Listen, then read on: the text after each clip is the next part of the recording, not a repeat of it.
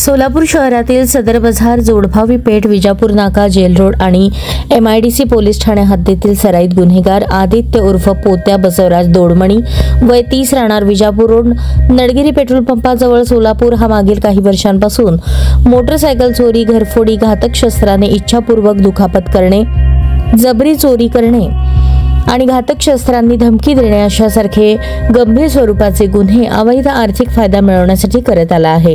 त्याच्या विरुद्ध अशा प्रकारचे गंभीर स्वरूपाचे एकूण 15 गुन्हे सोलापूर शहरात दाखल आहेत। आदित्य उर्फ पोत्या बसवराज दोडमणी याच्या गुन्हेगारी कृत्यामुळे त्याची सोलापूर शहरातील व्यापारी आणि सामान्य नागरिकांमध्ये दहशत असून त्याच्या विरुद्ध सामान्य नागरिक उघडपणे पोलिसांना माहिती देत नाहीत।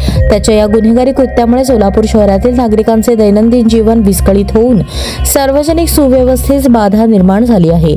आदित्य उर्फ पोत्या बसवराज दोडमणी यास त्याच्या गुन्हेगारी कृत्यांपासून परावृत्त करण्यासाठी 2023 मध्ये कलम क 110 ग 2024 मध्ये 3(2) MPDA कायदा 1981 अन्वये प्रतिबंधात्मक कारवाई करण्यात आल्या होत्या।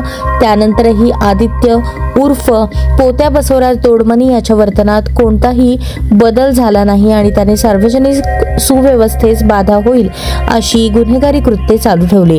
त्यामुळे त्याच्या गुन्हेगारी कृत्यास वेळीच प्रतिबंध करण्यासाठी सोलापूर पोलीस आयुक्त M. राजकुमार यांनी 18 ऑगस्ट 2025 रोजी त्याच्या विरुद्ध MPDA अधिनियम 1981 चे कलम 3 अन्वये स्थानबद्धतेचे आदेश निर्गमित करून त्यास 19 ऑगस्ट रोजी स्थानबद्ध आदेशाची बजावणी करून येरवडा कारागृह पुणे येथे दाखल करण्यात आले आहे।